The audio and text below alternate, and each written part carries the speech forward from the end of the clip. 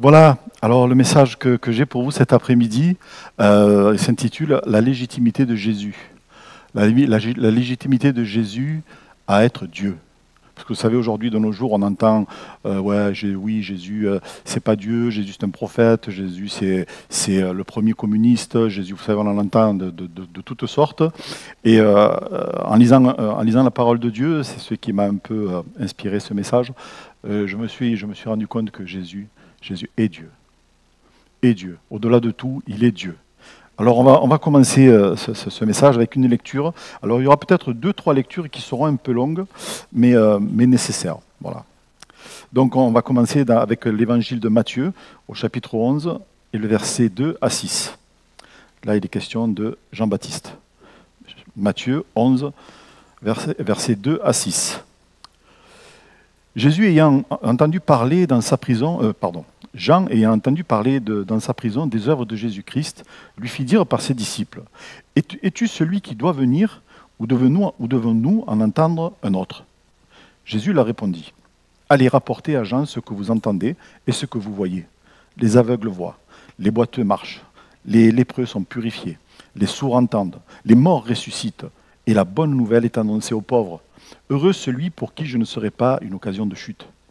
Et on va lire aussi le verset 14 de ce même chapitre. Le verset 14. Je ne sais pas si je l'ai noté. Oui, je l'ai noté. Voilà.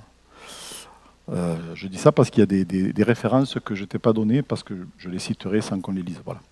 Donc au verset 14, c'est toujours Jésus qui parle et dit « Et si vous voulez le comprendre, c'est lui qui est l'Élie qui devait venir, que celui qui a des oreilles entende, pour entendre, entendre. » Voilà. C'est vrai que des fois, on a bien besoin d'ouvrir nos oreilles parce que le Seigneur nous parle et nous sommes un peu fermés dans nos oreilles. On a besoin d'aide auditive. Voilà. Et ça fait du bien. Vous savez, quand on n'entend pas bien, et puis qu'après on entend bien parce qu'on a des aides auditives, et je parle par expérience, franchement, c'est bien. C'est bien. Vous entendez plein de petits détails que vous n'entendez pas en temps normal. Et ça, c'est bien. Alors, on revient à notre sujet. On pourrait se poser des questions au sujet de Jean-Baptiste. Moi, en lisant ce texte, je me suis toujours posé la question, et puis c'est à l'occasion de la préparation de ce message que je me suis vraiment arrêté dessus. Alors, est-ce que Jean-Baptiste aurait-il douté? Parce qu'il envoie ses disciples aller demander si c'est bien lui, ou alors on doit en attendre un autre, l'air de dire, peut-être qu'il a un doute. Est-ce que, par exemple, il n'aurait pas paniqué en se disant, c'est lui, c'est pas lui, moi j'ai annoncé, c'est lui, c'est pas lui. Ou alors, peut-être il s'est dit, je me suis trompé. Donc, ça serait bien qu'on aille lui demander, peut-être pour avoir une preuve que c'est bien lui, que c'est bien Jésus. Non, à aucun moment Jean-Baptiste a éprouvé ce sentiment. Il est quand même celui qui a dit, et on va le lire, il a dit quand même des paroles importantes avant d'être emprisonné et avant que Jésus vienne à lui. On va lire dans Jean, au chapitre 1er, versets 29 à 34. Jean, chapitre 1er, 29 à 34. Le lendemain, il vit Jésus, donc Jean-Baptiste, venant à lui, et il dit, « Voici l'agneau de Dieu qui ôte le péché du monde. C'est celui dont j'ai dit, après moi vient un homme qui m'a précédé, car il était avant moi. Je ne le connaissais pas, mais c'est afin qu'il fût manifesté en Israël que je suis venu baptiser d'eau. Jean rendit ce témoignage. J'ai vu l'Esprit descendre du ciel comme une colombe et s'arrêter sur lui. Je ne le connaissais pas. Mais celui qui m'a envoyé baptiser d'eau, celui qui m'a dit, celui sur qui tu verras l'Esprit descendre et s'arrêter, c'est lui qui baptise dans le Saint-Esprit, qui baptise dans le Saint-Esprit. Et j'ai vu, et j'ai rendu témoignage qu'il est le Fils de Dieu. » Donc Jean-Baptiste ne doutait pas sur la venue de Jésus, de qui il était. Il n'avait aucun doute là-dessus. Mais en lisant, je me suis rendu compte que peut-être il voulait que ses disciples à lui, parce qu'il avait ses disciples à lui, Jean-Baptiste, l'entendent. Pourquoi? Parce qu'il savait très bien, Jean-Baptiste, il savait très bien que lui, sa mission sur la terre, c'était terminé. Il savait qu'il ne sortirait pas vivant de cette prison. Pour lui, c'était terminé. Donc, il voulait que ses disciples entendent pour arrêter de le suivre à lui, mais suivre Jésus. Jean-Baptiste était persuadé. Vous savez, on a tous une mission sur la terre. Que l'on soit chrétien ou pas, mais surtout, nous les chrétiens, nous savons que nous avons une mission bien précise. Et puis, à un moment donné, notre mission est terminée. Et lorsqu'elle est terminée, ben, Dieu nous prend. Voilà, c'est fini. Bon, là, moi, je t'ai envoyé sur terre, tu vas accomplir cela pour moi. Et quand cette mission est terminée, il nous prend. D'autres diraient peut-être il nous reprend, mais moi je dis qu'il nous prend, parce qu'on lui appartient déjà, donc il nous prend. Et c'est ce qui s'est passé pour Jean-Baptiste. Jean-Baptiste, lui, sa mission était terminée. Il était l'Élie qui devait venir, et sa mission était terminée. Et on sait que peu de temps après ça, donc si vous lisez un peu la chronologie de la Bible, peu de temps après ça, il a été décapité. Et alors, on connaît l'histoire, hein, c'est encore une femme qui a bien dansé. Je dis encore une femme parce que les femmes dans la Bible, elles ont leur importance, et oui, et puis les choses devaient s'accomplir comme ça, et puis elle a demandé la tête de Jean-Baptiste sous l'inspiration de sa mère qui était dans le péché par rapport au roi Hérode. Et donc elle a dit, qu'est-ce que je peux demander à Hérode, puisque Hérode lui avait dit, je te donnerai ce que tu veux, même je pourrais te donner la moitié de mon royaume. On est allé voir sa mère et lui dit, alors qu'est-ce que je demande à la tête de Jean-Baptiste, comme ça celui-là, il ne me cassera plus les pieds, il ne sera plus là pour me dire, vous êtes dans le péché, tu n'avais pas le droit de te marier avec le frère de ton mari, etc. Donc, c'était ça. Donc, il avait fini sa mission, et donc, on savait qu'il allait mourir. Et on peut remarquer que Jésus, je ne sais pas si vous l'avez remarqué, mais quand il répond aux disciples de Jean, il ne leur dit pas, oui, allez lui dire que je suis le Messie. Il leur dit, racontez ce que vous voyez. On va le lire. On va le lire après. Parce qu'en fait, je ne sais pas si vous l'avez remarqué dans la parole de Dieu, mais Jésus ne dit jamais, je suis Dieu. Il ne dit jamais, adorez-moi. Il ne le dit pas. Alors, en foule, il ne disait jamais qu'il était Dieu. Mais dans l'intimité, il le disait. Et particulièrement, par exemple, il a dit à une femme dans Jean, au chapitre 4, le versets 25 et 26. Par exemple, il a dit à une femme, voilà, c'était la Samaritaine. On connaît tous l'histoire de la Samaritaine, hein, cette femme qui avait soif de quelque chose, mais elle ne savait pas trop. Et la femme lui dit, je sais que le Messie doit venir, celui qu'on appelle Christ. Quand il sera venu, il nous annoncera toutes choses.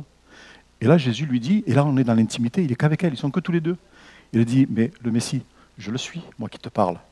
Et puis vous avez dans la Bible d'autres exemples. Alors là, je vais vous donner les références, si des fois après vous voulez le voir. Il y a quelques exemples. Donc dans Matthieu 16, c'est Pierre. Quand Jésus dit, et vous, qui dites-vous que je suis? Parce que Jésus a posé la question, mais qui dit-on que je suis? Alors il y en a qui disaient, oui, tu es le prophète Élie, il y en a qui disaient, tu es un nouveau prophète, mais vous, moi ce qui m'intéresse, c'est vous. Bien sûr, on a Pierre qui a répondu, mais tu es le Christ, le Fils du Dieu vivant. Pierre, je l'aime ce Pierre, il est plein de fougue, il est plein de... Et puis il a dit, tu es le Christ. Donc il a confessé. Et qu'est-ce que Jésus lui a dit? Il lui a pas dit, non, c'est pas vrai, calme-toi. Il a laissé dire.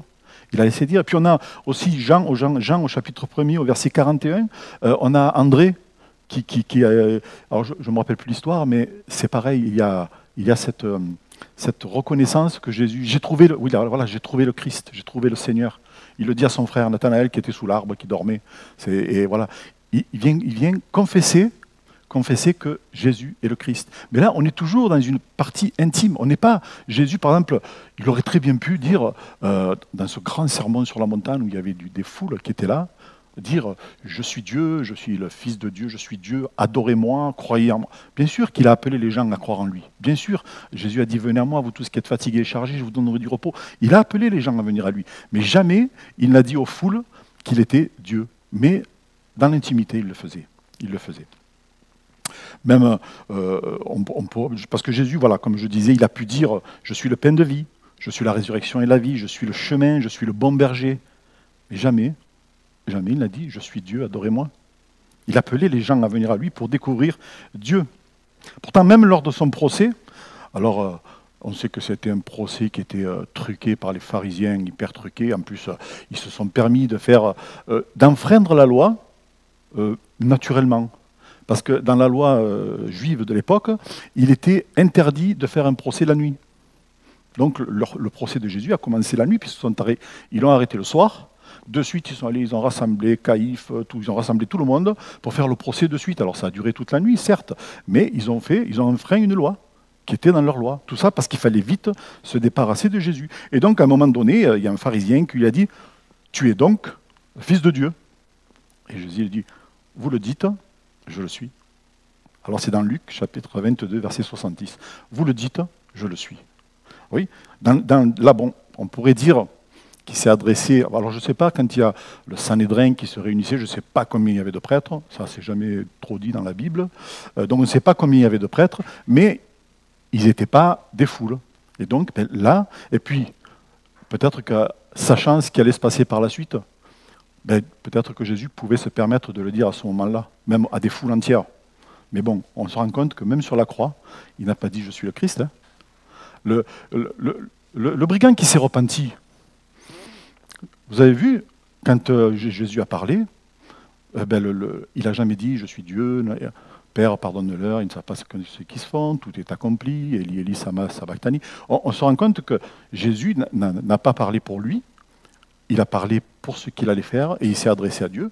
Et pourtant, alors qu'il n'a jamais dit « je suis le Messie, venez à moi », le brigand à côté s'est converti. S'est converti. D'ailleurs, je ne sais pas si vous avez remarqué, mais le premier pécheur sauvé par grâce à rentrer au paradis, c'est un brigand. C'est un brigand, le premier pécheur sauvé par grâce, je dis bien sauvé par grâce, hein, parce que là, il a reçu la grâce du Seigneur Jésus, c'est un brigand, il est rentré au paradis et Jésus lui a dit, aujourd'hui même, tu vas être avec moi. Voilà. Jésus s'est présenté, oui, aussi comme fils de Dieu. Alors, on pourrait penser, ouais, mais s'il est fils de Dieu, il n'est pas Dieu. Oui, mais il ne faisait qu'un avec le Père. Et on va le lire dans Jean, au chapitre 14, versets 8 à 11. Jean, chapitre 14, versets 8 à 11. Philippe lui dit, « Seigneur, montre-nous le Père, et cela nous suffit. » Il est quand même, je trouve quand même qu'il est, on dirait dans notre région, on dirait, il est quand même gonflé. Et il dit, « Montre-nous le Père, et cela nous suffit. » Et j'aime la réponse de Jésus. Jésus lui dit, « Philippe, il y a si longtemps que je suis avec vous, et tu ne m'as pas connu. Philippe, celui qui m'a vu a vu le Père. Comment dit-il, montre-nous le Père? Ne crois-tu pas que je suis dans le Père et que le Père est en moi?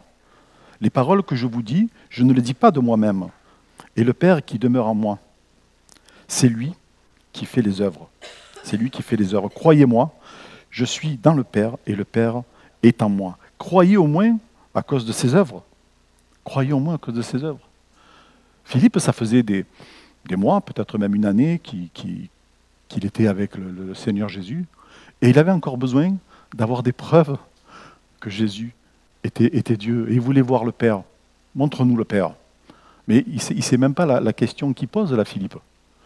Puisqu'il y en a un qui a posé cette question à Dieu il y a quelques 4000 ans maintenant, 2000 ans avant à peu près 2000 ans avant ces événements, c'est Moïse. Et Dieu lui a dit, mais si tu me vois, tu meurs. Tu ne peux pas me voir et vivre. Alors on connaît l'histoire dans le creux du rocher. Hein. Dieu a dit à Moïse, tu vas dans le creux du rocher, je mettrai ma main sur toi, je passerai et tu me verras mais de dos. Tu ne peux pas voir ma face et vivre. Tu ne peux pas voir ma face et vivre. Et il y a un événement dans la Bible justement, parce qu'on pourrait comment savoir si Jésus est Dieu? Quelle est sa légitimité? Comment peut-il être déclaré Dieu? Alors on va le voir, parce qu'il y a un événement dans la Bible qui démontre parfaitement qu'il est Dieu. Qu'il est Dieu. C'est Matthieu chapitre 17, versets 1 à 8. Voilà, je crois que c'est le dernier long texte, après on n'aura que des textes un petit peu plus courts. Matthieu 17, 1 à 8. 6 jours après, Jésus prit avec lui Pierre, Jacques et Jean, son frère, et il les conduisit à l'écart sur une haute montagne. Il fut transfiguré devant eux. Son visage resplendit comme le soleil, et ses vêtements devinrent blancs comme la lumière. Et voici Moïse et Élie leur apparurent, s'entretenant avec lui. Pierre, prenant la parole, a dit à Jésus, « Seigneur, il est bon que nous soyons ici. Si tu veux, je dresserai ici 3 tentes, une pour toi, une pour Moïse et une pour Élie. » Comme il parlait encore, une nuée lumineuse les couvrit. Et voici une voix fit entendre de la nuée ces paroles, « Celui-ci est mon fils bien-aimé, en qui j'ai mis toute mon affection. Écoutez-le. » Lorsqu'ils entendirent cette voix, les disciples tombèrent sur leurs faces et furent saisis d'une grande frayeur.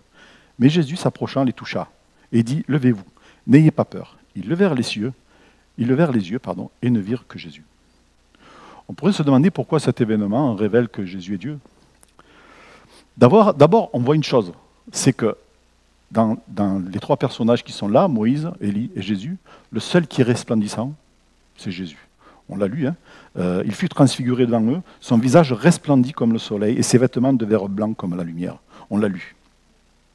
Il est le seul qui est resplendissant au milieu de Moïse et Élie. Et la question que je me suis posée, c'est pourquoi Moïse et Élie étaient là? Vous vous êtes jamais posé cette question? Pourquoi il y a eu cet événement et pourquoi Moïse et Élie? Moi, je me suis posé la question. Alors, j'ai cherché. Alors, c'est vrai que Dieu s'est servi de Moïse pour la délivrance d'Israël. Hein, on connaît l'histoire. Pour le cheminement dans le désert, il est le garant de la loi. Hein, c'est lui qui a reçu la loi de Dieu. Ce n'est pas n'importe qui lorsque l'on considère la relation qu'il avait avec Dieu. Et cette relation, on va la lire dans Exode 33, 11. Exode 33, 11. L'Éternel parlait avec Moïse face à face. Alors, ça paraît bizarre parce que tout à l'heure, on a dit que Dieu a dit, tu ne peux pas me voir, tu ne peux pas me voir et vivre. Là, il parlait face à face avec Dieu. Non pas qu'il voyait Dieu, mais on sait que lorsque Moïse entrait dans le tabernacle, la nuée descendait et il était dans la présence de Dieu. Et il était comme un homme, c'est la suite du verset, comme un homme parle à son ami. Puis Moïse retournait au camp, mais son jeune serviteur Josué, fils de Nun, ne sortait pas du milieu de la tente. Donc on voit que Moïse avait une relation particulière avec Dieu.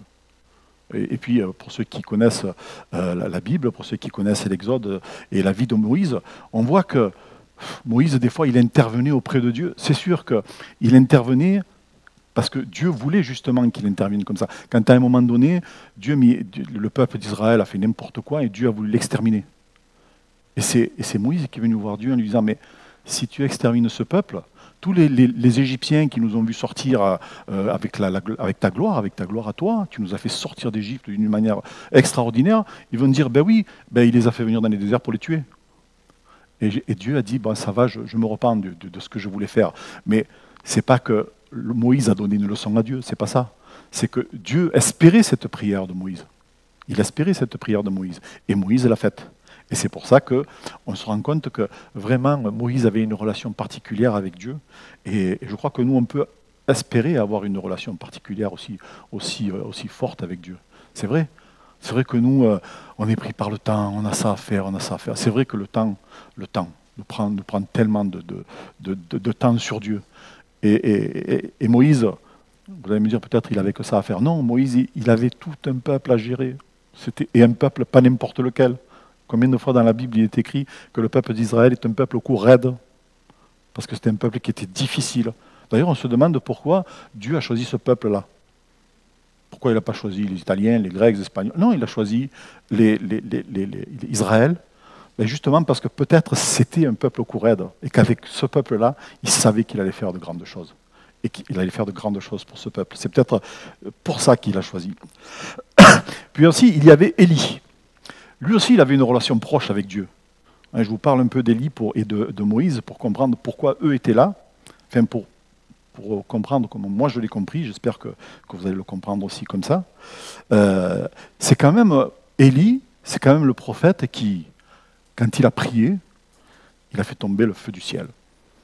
Ça paraît fou cette histoire-là, mais quand on lit toute l'histoire avec les prophètes de Baal, etc., qui ont pendant quelques jours, je ne sais pas si même c'est pas une semaine, qu'ils ont essayé, en se faisant des incisions, à crier à leur Dieu et tout, il ne s'est rien passé.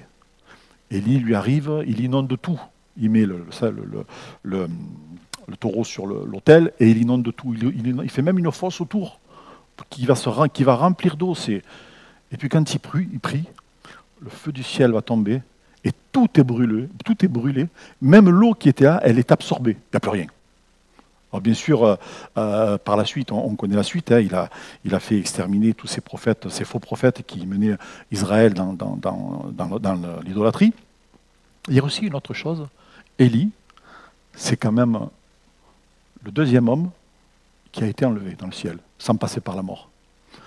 On connaît l'histoire, hein. Il a été élevé, un char de feu qui est passé et qui l'a pris, et il l'a emmené dans le ciel. Alors, juste pour revenir à ce que je disais, donc, si vous voulez lire cette histoire de l'Holocauste qui a été brûlé, c'est dans 2 Rois 1,12. Et Élie, donc, c'est dans 2 Rois, chapitre 2, verset 11. Et là, vous verrez l'histoire toute complète de comment... Donc, ces 2 hommes sont très importants dans l'Ancien Testament, mais que faisaient-ils avec Jésus? C'est la question que je me suis posée. Pourquoi il n'y a pas eu, je ne sais pas moi, Ésaïe et non, précisément Moïse et Élie. Alors certains s'accordent à croire qu'il parlait, quand il parlait avec Jésus à ce moment-là, qu'il parlait des temps de la fin. Dans certains commentaires que j'ai pu lire, qu'ils étaient là pour parler des temps de la fin. Et c'est vrai que si on considère... merci. Ça va faire du bien.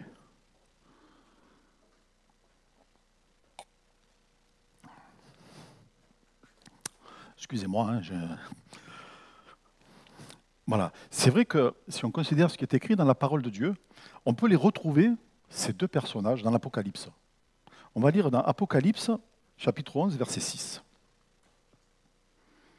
Dieu parle de témoins qui vont venir sur la terre dans la fin des temps. Deux témoins.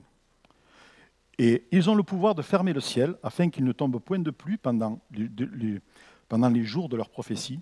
Et ils ont le pouvoir de changer les eaux en sang et de frapper la terre de toute espèce de plaie chaque fois qu'ils le voudront.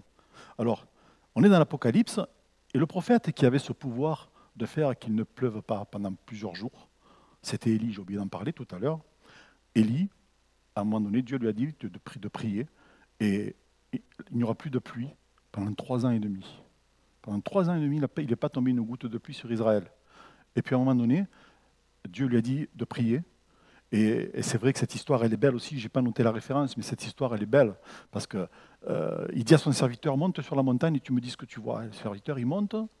Il dit, il n'y a rien. Il n'y a pas de nuages, il n'y a rien. C'est le ciel bleu. Il reprie, puis il lui dit, vas-y, monte. Et puis il monte, il dit, non, il n'y a toujours rien. Puis une troisième fois, il reprie, il dit, vas-y, monte. Et là, le serviteur, il dit, oui, je vois un petit nuage grand comme la paume de la main. Pas beaucoup, hein. Et en plus, moi, c'est ma main, elle est grosse, il y en a qui ont des mains peut-être plus petites. Il a vu un nuage gros comme la paume de la main. Et là, la pluie est arrivée. Et on retrouve ces deux témoins qui sont là, et ces deux témoins, dans la fin des temps, vont vraiment déranger le monde. Parce qu'ils vont dire la réalité, la vérité. Et ces deux témoins, on sait que celui qui a le pouvoir de fermer le ciel pour qu'il ne pleuve plus, et celui qui a le pouvoir de changer l'eau en sang, et de faire et qu'il y ait toute espèce de plaie sur la terre, un c'est Élie, l'autre c'est Moïse. Et donc, on peut s'accorder à croire que Moïse, Élie et Jésus parlaient de ces temps-là. Parce que je ne vois pas Moïse et Élie parler du temps présent avec Jésus, puisqu'il était là et il s'occupait de tout. Parler du passé, le passé est passé, mais il y a l'avenir qui est là. Alors, c'est vrai que c'est certain, parce que un peu dans mes recherches et un peu des commentaires que j'ai lus de divers pasteurs, de divers théologiens, ils s'accordent à croire que c'est ça. C'est pas anti-biblique, c'est peut-être vrai. Donc, c'est pas pour rien que nous retrouvons Moïse et Élie. Moïse était le premier médiateur entre Dieu et les hommes. Jésus est le dernier médiateur. Il n'y en aura pas d'autre. Il n'y en aura pas d'autre. Jésus, lorsqu'il est parti, il a dit à ses disciples, je vous ai tout dit. Je vous ai tout dit. Donc, il n'y a plus rien à rajouter. Moi, je suis un peu toujours interloqué quand j'entends dire... alors, je ne mets pas en doute tout ça, attention, hein, ne me faites pas dire ce que je n'ai pas dit. Je ne mets pas en doute tout ça, mais des gens qui disent, oui, il faut faire ça parce que c'est nouveau, il faut qu'on le fasse comme ça, il faut qu'on s'adapte à ces choses-là parce que c'est nouveau. Non, la Bible, c'est la Bible. La Bible, elle a été écrite, elle est écrite comme elle est écrite, on l'a fait comme elle est écrite, et on ne va pas rajouter. On va pas rajouter. Vous savez, il y en a des fois, ils ont... la vision de la fin des temps. Ils savent qu'à un moment donné, il va y avoir ça, ça, ça, ça et ça, parce que Jésus leur a dit... souvent, vous savez, c'est ces gens qui ont... comment on appelle là ils meurent et puis ils reviennent. Et Jésus leur dit des choses nouvelles. Je dis, moi je suis étonné parce que Jésus m'a dit, moi je vous ai tout dit. Alors si ces gens-là me disaient les choses que Jésus a dites, il n'y a pas de souci. Mais là, ils arrivent avec des nouvelles choses. Non, Jésus a dit, je vous ai tout dit, donc je vois pas. Donc Jésus est le dernier médiateur, il n'y en aura pas d'autre. Et Élie, lui, alors on n'a pas de livre d'Élie, vous avez remarqué? Parce que dans le livre des rois, ce n'est pas le livre d'Élie, comme le livre d'Ésaïe ou de Jérémie. Non, il n'y a pas de livre, et pourtant, il demeure une figure prophétique qui marqua très profondément la conscience d'Israël. En fait, on se rend compte que ces deux personnages-là sont très importants pour Israël, et même pour nous, hein, puisque nous faisons partie du peuple de Dieu, mais on voit que c'est ces deux personnages qui ont marqué Israël. Et ce qui est intéressant, c'est la réaction de Pierre. Pierre, comme je dis, je l'aime beaucoup Pierre parce qu'il est plein de fougue, il est plein d'élan, et des fois il parle trop vite, mais comme je suis un peu comme ça aussi, c'est pour ça que voilà, je parle un peu trop vite. Mais c'est vrai, je l'aime beaucoup Pierre. Mais il a cette réaction. Marc, chapitre 9, verset 5. Marc, chapitre 9, verset 5. Pierre, prenant la parole, dit à Jésus, « Rabbi, il est bon que nous soyons ici. Dressons 3 tentes, une pour toi, une pour Moïse et une pour Élie. » C'est quand même une belle initiative. Il veut honorer Moïse, il veut honorer Élie, il veut honorer Jésus, mais on se rend compte que finalement, en faisant ça, il met tout le monde au même rang. Moïse, Élie, Jésus, vous avez une tente chacun, vous êtes au même rang. Et là, c'est là que le bas blesse. C'est là que le bas blesse, parce que c'est mettre Jésus au rang de Moïse et d'Élie. Alors pourquoi je vous ai beaucoup parlé de Moïse et Élie? Pour vous dire que c'était des hommes importants. Donc à la limite, on aurait pu se dire, ben oui, ils sont au même rang que Jésus. Ben non, non. Alors certes, l'effroi les avait saisis.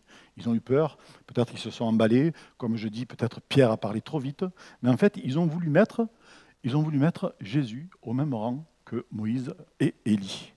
Et là encore, quelque chose va se produire. Vous savez, dans cet événement, il y a quelque chose, il y a beaucoup à discuter. On va le lire dans le c'est un peu la suite, hein, on reste dans le chapitre 9, versets 7 et 8, dans Marc.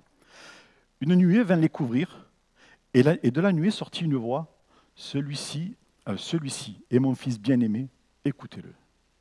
Je répète, celui-ci est mon fils bien-aimé, écoutez-le. Aussitôt les disciples regardèrent tout autour, et ils ne virent que Jésus avec eux. Et là, on se rend compte que celui qui vient mettre les choses en place, vraiment, c'est Dieu. Comme s'il venait pour dire, oh là, on va se calmer. Hein. Moïse et Élie, ils sont bien, je les aime beaucoup. C'est des prophètes, c'est des hommes de Dieu qui ont travaillé pour moi. Mais là, c'est Jésus que vous avez, c'est mon fils. Et lui, il est Dieu. Et lui, il est Dieu. Et on voit justement que c'est ça qui ressort, puisque au moment où les trois apôtres, là, Pierre, Jacques et Jean, réalisent ça, ils ouvrent les yeux, et qui ils voient? Il n'y avait plus que Jésus. Il n'y avait plus que Jésus. Moïse et Élie avaient disparu. Et là, on se rend compte, ce qui m'a fait comprendre que Dieu a vraiment montré, c'est Jésus. Vous pouvez avoir les meilleurs hommes de la Bible, mais lui, c'est mon fils, c'est mon bien-aimé. C'est mon bien-aimé. Et c'est lui qui est Dieu. Alors c'est sûr que il faut arrêter un peu, peut-être, comment dire, Dieu aurait pu dire d'une certaine manière, ou il le dit d'une certaine manière, arrêtez de penser humainement. Vous avez vu Moïse, Élie avec Jésus, c'est formidable. Mais le Messie, c'est Jésus. Celui que j'ai envoyé, c'est lui, puisqu'il dit écoutez-le. Écoutez-le, c'est lui qu'il faut écouter. Pourtant, Moïse, garant de la loi, Élie, prophète, qui a fait pas mal de choses pour lui. Mais le problème, c'est que la loi, ni les prophètes ne peuvent nous sauver. Ni la loi et les prophètes ne peuvent rien pour nous. Le seul qui peut quelque chose pour nous, c'est Jésus. Parce que, en fait, quand dans le ciel, Dieu cherche quelqu'un, il a dit, je cherche quelqu'un. On va lire. Dieu cherchait quelqu'un à envoyer pour sauver les hommes. Dans Hébreux 10, 7. Hébreux chapitre 10, verset 7. Alors j'ai dit, c'est Jésus qui parle. Alors j'ai dit, voici, je viens. Dans le rouleau de livre, il est question de moi pour faire, ô Dieu, ta volonté. Vous savez, dans le ciel, ça je l'ai déjà dit quelques fois déjà, dans le ciel, il y avait des anges, des archanges, des chérubins. Alors je ne sais plus, je ne me rappelle plus là, puis ils ont des grades différents. Hein. Je ne sais pas si l'archange est plus grand que le chérubin, enfin, c'est un détail. Mais il y en a, vous savez combien il y en a dans le ciel? Un jour j'ai fait le calcul, alors je ne me rappelle plus exactement, mais ça se compte en milliards de milliards. En milliards de milliards. Des anges, des archanges et des chérubins. Parce que dans la Bible, il est question justement de myriades de myriades. Dans Daniel aussi, on peut calculer, on n'a pas un chiffre précis bien sûr, mais on peut calculer combien le ciel est rempli d'anges. Et il y en a des milliards de milliards, et pourtant, il s'en est trouvé qu'un seul qui pouvait venir pour nous. C'était le Fils de Dieu. Et Et personne n'a pu dire dans le ciel, aucun ange n'a pu dire ce que Jésus a dit. Parce qu'il savait très bien que, je ne sais pas, Gabriel, par exemple, Gabriel qui avait une mission, ou l'archange Michel, ou s'il venait se présenter devant Dieu, ben, moi je vais y aller pour faire ta volonté, Dieu savait très bien que ce n'était pas possible. C'était pas, comment je dirais, parce que Dieu a donné le maximum qu'il pouvait donner. Donc donner un ange, ça ne suffisait pas. Donner des milliards et des milliards d'anges, ça ne suffisait pas pour sauver les hommes. Il fallait envoyer quelque chose qui représentait Dieu, qui était Dieu. Et il a envoyé Jésus. C'était lui qui avait le seul moyen, le seul pouvoir de venir. Pourquoi? Parce que, étant fils de Dieu, il était dans la pensée de Dieu. D'ailleurs, la Bible nous dit que Jésus dit souvent, quelquefois, peut-être pas souvent, mais quelquefois il le dit, je suis dans le Père, on l'a lu tout à l'heure, je suis dans le Père et le Père est en moi. Ils ne font qu'un. Ils ne font qu'un. Puis viendra après la révélation du Saint-Esprit, ils ne font qu'un. C'est une triunité. Vous savez, si vous voulez faire du bon pain, vous mettez de la farine, de l'eau et de la levure. Avec ça, déjà, vous avez un pain. Hein. Après, on peut agrémenter avec ce qu'on veut. Mais déjà, si vous mettez ces trois éléments-là, vous avez un pain. Vous avez un pain. Mais c'est simple à comprendre. Père, le Fils et le Saint-Esprit, trois personnes en une, ça fait un. Ça fait un. On continue. Ce qui s'est passé, donc ils ont vu que Jésus, et lui seul est resté là, justifiant le rang que Dieu lui a donné. Jésus est Seigneur. Cet événement, lorsque je l'ai lu, et puis que j'ai commencé à m'y intéresser, justement parce que ça me frappait cet événement, j'ai voulu comprendre un petit peu plus, donc j'ai lu des commentaires, et puis je me suis fait aussi, par rapport à la Bible, mon opinion, ça démontre bien que Jésus est Seigneur. Et le fait que, quand les apôtres sont repris par Dieu, pour leur faire comprendre que, oui, Jésus est le Messie, écoutez-le. D'un coup, les autres disparaissent et il ne reste que Jésus. Il ne reste que Jésus. Écoutez-le, suivez-le. Jésus est Seigneur. On va le lire dans Philippiens, au chapitre 2 et au verset 9. Philippiens, chapitre 2, verset 9. C'est pourquoi aussi Dieu l'a souverainement élevé et lui a donné le nom qui est au-dessus de tout nom, afin qu'au nom de Jésus, tout genou fléchisse dans les cieux, sur la terre et sous la terre, et que toute langue confesse que Jésus-Christ est Seigneur à la gloire de Dieu le Père. Que Jésus-Christ est Seigneur à la gloire de Dieu le Père. Et là, on ne peut pas mettre en doute cette parole parce qu'elle nous vient de la Bible. Ce n'est pas moi qui le dis, ce n'est pas des hommes qui l'ont dit ou qui l'ont écrit.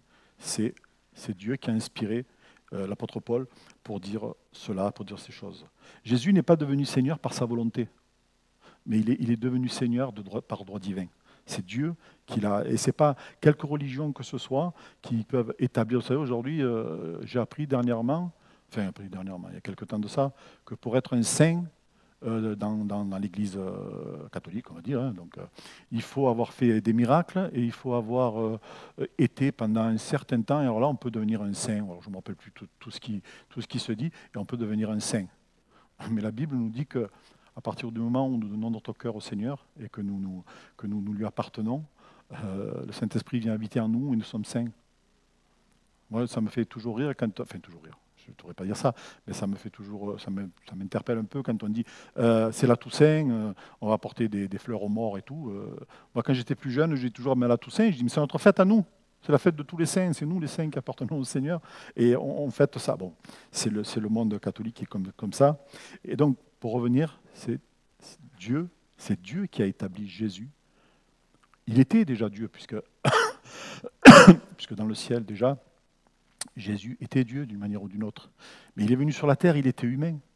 Mais Dieu a fait comprendre aux hommes que, oui, peut-être il a une enveloppe charnelle, mais il est Dieu. Il est fils de l'homme, mais il est Dieu. Alléluia, il est fils de Dieu. Et sa légitimité, en fait, Jésus l'a obtenue par droit divin. Parce qu'il ne fait qu'un avec le Père, nous l'avons déjà dit. Il ne fait qu'un avec le Père. Et qu'en est-il aujourd'hui? Est-ce que Jésus fait partie du passé, d'un temps bien révolu? Pour beaucoup de gens, oui. Malheureusement, aujourd'hui, c'est quand même... Bon, c'est vrai que j'étais un peu étonné, parce que ces derniers temps, j'ai perdu pas mal de temps de membres de ma famille et pas mal d'amis autour de moi. Et quand j'allais dans les cérémonies religieuse justement qui parlait des enterrements, enfin qui était pour les enterrements. Je voyais des gens quand même qui étaient, j'y suis allé la samedi encore, et j'ai vu des gens quand même ben ouais, qui étaient consacrés et qui faisaient des choses pour Dieu dans leur église catholique, hein, et qui étaient là, qui étaient engagés. On a parlé justement de cette personne qui est partie, mais ils ont raconté tout ce qu'elle a fait pour l'église et pour servir Dieu, cette dame-là. Que moi-même, je dis, putain, mais même moi, je n'en ai pas fait la moitié, même pas un quart. C'est quand même une femme qui s'était impliquée, et il y avait des gens autour, et puis on voyait le respect qu'il y avait dans l'église. Alors aujourd'hui, j'ai été un peu étonné, parce qu'ils ne se font plus le signe de croix. Enfin, là où je suis allé là, maintenant, les autres, je ne sais pas, mais dans cette église-là, ils ne se faisaient pas le signe de croix. Quand ils se présentaient devant la croix, ils se prosternaient. Ou alors ils se mettaient à genoux, c'est tout. Et là, j'étais étonné, j'ai dit, tiens, ils ne se font pas le signe de croix, c'est quand même bizarre. Mais oui, parce qu'il y a encore des gens, heureusement, vous savez, dans le ciel, il n'y aura pas que des évangéliques. Hein. Hein, on va avoir de belles surprises dans le ciel. Hein. De belles surprises. Moi, je suis persuadé de ça, que peut-être des gens qu'on pourrait se permettre de dire, ah ben non, on ne sait pas. On ne sait pas. Dernièrement, je parlais avec ma fille et je disais, la dernière seconde de notre vie, elle appartient ni à la personne, ni à qui que ce soit autour. La dernière personne, elle appartient à Dieu. La dernière seconde, elle appartient à Dieu. Et c'est Dieu qui sait. Qui sait si cette personne, à la dernière seconde, ne va pas se repentir. Et là, on va être confronté, c'est vrai qu'il y aura des surprises dans le ciel. Merci Seigneur, que ce soit vraiment de bonnes surprises pour les gens qui sont autour de nous. Alors, qu'en est-il de Jésus aujourd'hui? Bien, c'est simple, il y a un verset que vous connaissez, si je vous le cite, vous allez me le dire, Hébreux 13, 8. Non, ça vous dit rien, Hébreux 13, 8? C'est un verset facile à mémoriser, ça. Vas-y, affiche-le, Karine. Eh oui, Jésus-Christ est le même hier, aujourd'hui et éternellement. Amen. Et il peut encore aujourd'hui devenir ton sauveur et ton Seigneur. Parce que tout pouvoir lui a été donné sur la terre et dans le ciel. Enfin, comme c'est écrit, c'est plutôt dans le ciel et sur la terre. Et le premier sentiment que Jésus éprouve pour toi, bon, c'est vrai que là, je vois que nous sommes tous des enfants du Seigneur. Peut-être vous qui êtes sur le YouTube, vous ne connaissez pas encore le Seigneur. Peut-être c'est la première fois que vous entendez parler de lui. Bien, j'aimerais vous dire que le premier sentiment que Dieu éprouve pour vous, c'est l'amour. C'est l'amour. Sinon, quel besoin aurait-il eu de venir sur la terre? Si Jésus est venu, s'il a décidé de prendre cette forme humaine pour venir parler aux hommes, si Dieu a décidé d'envoyer son Fils, parce qu'il faut comprendre quand même que ces choses-là se sont faites ensemble, puisque Père, Fils et Saint-Esprit ne font qu'un. Ces choses se sont faites ensemble. Ce n'est pas Dieu qui a dit à son Fils, tu vas y aller d'une manière autoritaire, ou Jésus qui a dit, mais moi je vais y aller quand même. Non, non, on sait que c'est un accord parfait. Les trois étaient parfaitement d'accord. Et donc, c'est ce sentiment que Dieu a pour toi, c'est l'amour. Et la Bible va plus loin en disant, Jean chapitre 1, 1 Jean chapitre 4, versets 7 et 8. Bien-aimés, aimons-nous les uns les autres, car l'amour est de Dieu et quiconque est né de Dieu et connaît Dieu. Et la suite, celui qui n'aime pas Dieu n'a pas connu Dieu, car Dieu est amour. Dieu est amour. Dieu n'est pas celui qui pratique l'amour, même s'il pratique l'amour. Dieu, il est amour, c'est son essence. Il ne peut pas avoir de sentiment de haine, il ne peut pas avoir de sentiment de rejet. Dieu nous aime. Dieu vous aime. Frères et sœurs, Dieu vous aime, vous le savez. Et pour ceux qui écoutaient peut-être pour la première fois, Dieu vous aime. Ce n'est pas un Dieu... Dieu est quand même un Dieu saint aussi. Et il veut que ce qu'il dit, ce qu'il fait, soit respecté. Vous savez, c'est normal. Hein. Moi, des fois, je ne voulais pas faire des choses, et ma mère, pim, ça tombait. Et oui. Alors là, attention, Dieu n'est pas comme ça. Il ne va pas nous battre, attention. Mais il va nous faire comprendre quand même que ça, c'est mieux pour toi. Comprends-le, peut-être toi, tu estimes que ce n'est pas bon, mais c'est mieux pour toi. Et Dieu est là, il est notre Père parce qu'il nous aime. Et quand on aime quelqu'un, qu'est-ce qu'on veut pour lui? Ce qu'il y a de mieux. On n'y veut que du bien. Que du bien. Comme je le dis bien souvent, des fois, je ne sais pas que je critique la prière d'un frère ou une sœur, hein, mais des fois on entend des frères et des sœurs qui prient en disant « Seigneur, on est venu dans ta maison, fais-nous du bien ». Et moi je suis là, j'écoute et je dis « Mais est-ce que Dieu peut nous faire du mal ?» C'est naturel chez Dieu de nous faire du bien. Il aime ses enfants, sinon il n'aurait pas donné Jésus. Et cet amour, Dieu l'a exposé à la vue de chaque être humain. Vous savez, il y avait un mont en Israël qui s'appelait Golgotha. et qui signifiait lieu du crâne.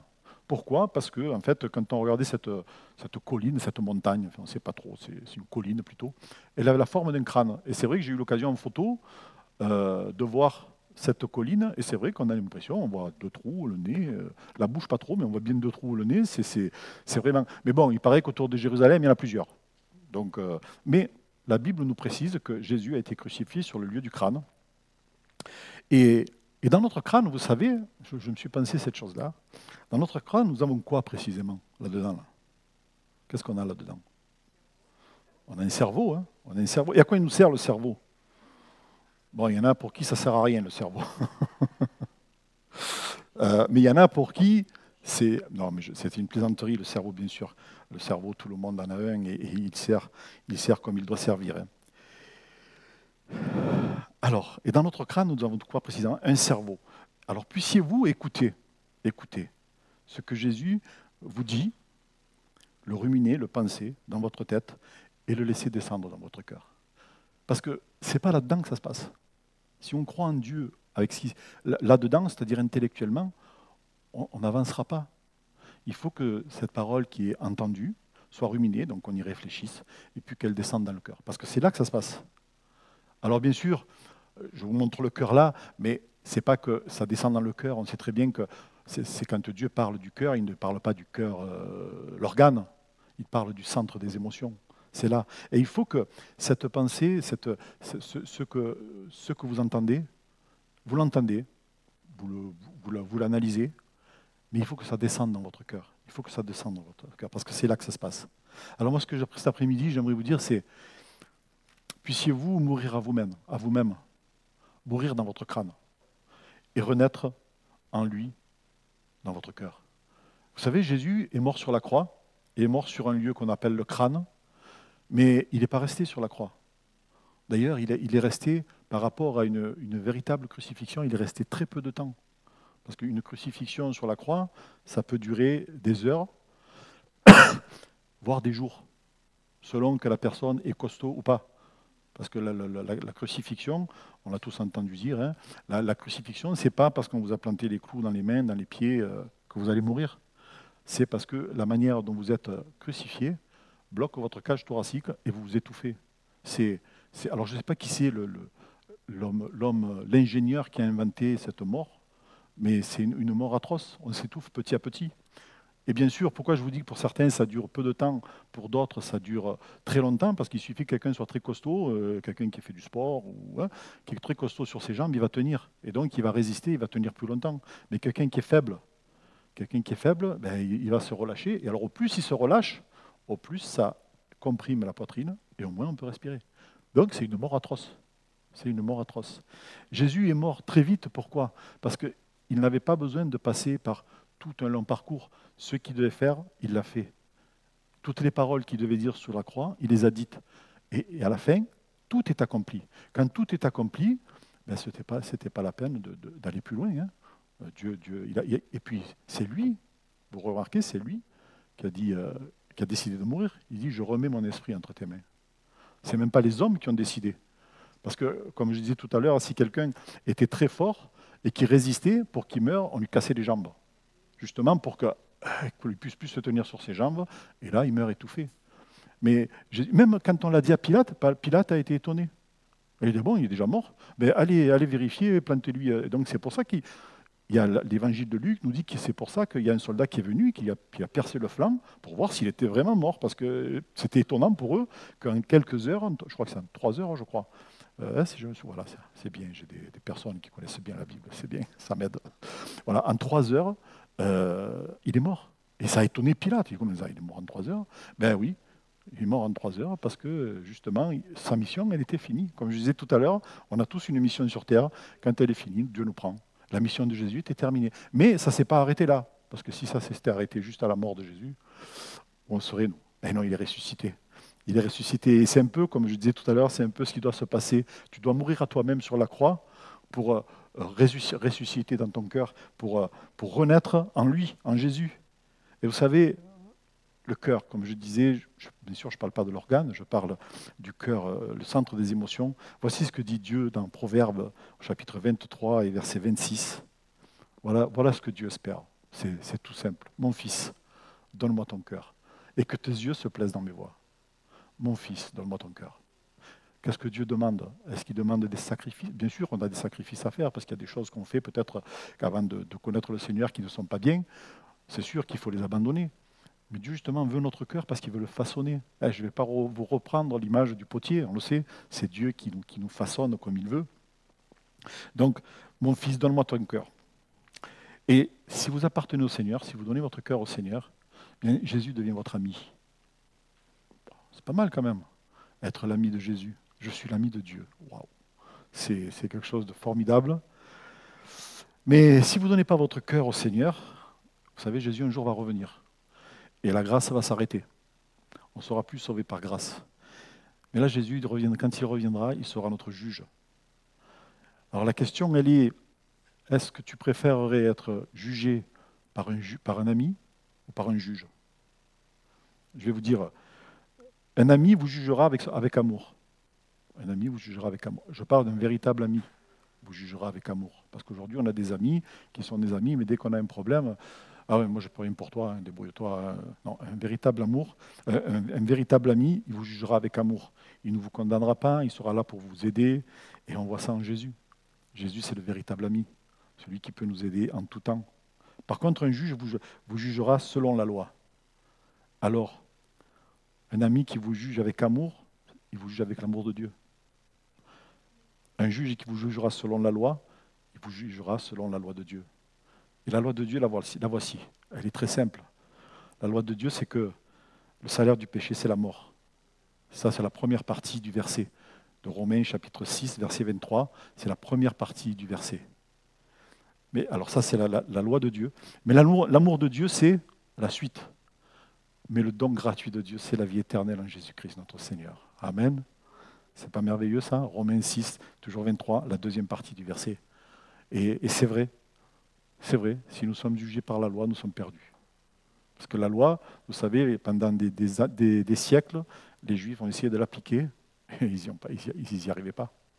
Ils n'y arrivaient pas. Je ne sais pas si, pour ceux qui connaissent la Bible, vous avez lu tout ce qui est lévitique, tout ce qui est... quand on lit la loi, c'est pour arriver... Et je me suis toujours posé la question, mais quel que soit le jour, parce que c'était tous les jours qu'il y avait des sacrifices, je me suis posé la question, mais comment devait être le temple? Il devait y avoir au moins ça de sang dans le temple, puisqu'on tuait des taureaux, on tuait des agneaux, on tuait des boucs, on tuait des béliers, on tuait des pigeons, on tuait tout ce qui pouvait être, tout ce que Dieu avait dit dans la loi qui devait être sacrifié.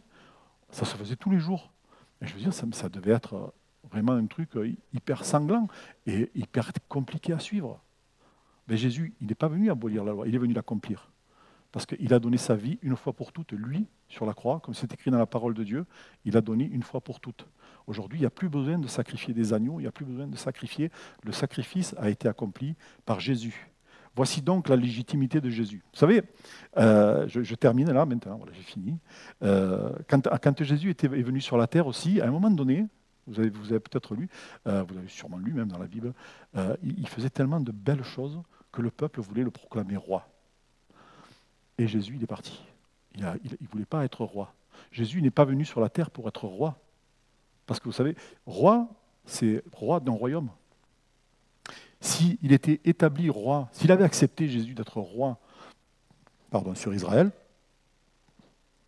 il aurait été roi d'Israël, et peut-être il n'y aurait eu que le peuple juif qui aurait été sauvé. Peut-être, je dis bien, parce qu'il fallait continuer à appliquer la loi, puisque Jésus n'était pas mort. Mais Jésus, il n'est pas venu pour être roi des rois. Jésus, il a reçu une légitimité de la part de Dieu, et on va la lire, cette légitimité, c'est le dernier verset, et je conclus avec ce verset. La légitimité, dans Apocalypse, chapitre 19, verset 16. Voilà, on est dans la fin de l'Apocalypse, on est dans la fin des temps, et Jésus, quand il revient, sur son cheval blanc, il avait sur son vêtement et sur sa cuisse un nom écrit, Roi des rois et Seigneur des seigneurs. Jésus n'est pas venu pour être roi, Jésus est venu pour être roi des rois. Amen. Il est venu pour être le Seigneur des seigneurs. Et là, ça change tout. Ça change tout parce que ça nous démontre qu'il est au-dessus de tout. Et comme on l'a lu tout à l'heure, Dieu l'a souverainement élevé. Il est souverain sur tout. Dieu l'a souverainement élevé, il lui a donné le nom qui est au-dessus de tout nom. Alors puissiez-vous, chers amis, venir à ce grand Jésus, à ce grand Dieu, vous approcher de lui. Il est Seigneur Et il peut devenir votre sauveur, oui, mais il veut devenir aussi votre Seigneur. Amen. Et être Seigneur de Jésus, c'est pas, vous savez, c'est pas être esclave. Hein. Vous le savez, moi, même si quelque part on est serviteur, mais venir à Jésus, c'est pas être esclave, c'est être libre, puisque Jésus a fait de nous un frère. Nous sommes les frères du Seigneur. Nous sommes les enfants de Dieu. Amen. Nous lui appartenons. Nous pouvons crier Abba, Père. Abba, Père. Amen. Notre Dieu, notre Père, nous voulons te rendre grâce, te remercier, Seigneur, et te dire tout d'abord combien nous sommes, Seigneur mon Dieu, heureux de t'avoir pour maître, de t'avoir pour Seigneur, de t'avoir pour sauveur, parce que tu es Dieu. Jésus est Dieu. Et nous sommes conscients, Seigneur mon Dieu, que tu es dans le Père, que le Père est en toi, que le Saint-Esprit est aussi présent. Tu nous l'as envoyé, tu nous as fait cette promesse lorsque tu es parti. Tu nous as dit, il vous est avantageux que je m'en aille, sinon je ne peux pas vous envoyer le Saint-Esprit. Aujourd'hui, par le Saint-Esprit, tu parles à nos cœurs. Par le Saint-Esprit, tu convaincs de péché, de justice et de jugement. Seigneur mon Dieu, qu'au travers de ce message, c'est vrai, bien imparfait, Seigneur mon Dieu, tu puisses, Seigneur mon Dieu, parler à un cœur, parler à des cœurs, afin qu'ils puissent réaliser combien tu les aimes. Parce que oui, Seigneur, nous l'avons dit dans ce message, tu es amour. Tu es amour et le sentiment que tu éprouves pour nous, c'est de l'amour. Et nous voulons être reconnaissants, Seigneur, pour cet amour que tu as manifesté en allant jusqu'à la croix, en mourant et en ressuscitant. Aujourd'hui, tu es vivant, tu es assis à la droite du trône de Dieu, et c'est toi que nous voulons adorer, parce que tu es notre Seigneur, tu es notre roi. Béni sois-tu, Jésus. Béni soit ton nom, Père. Amen. Amen.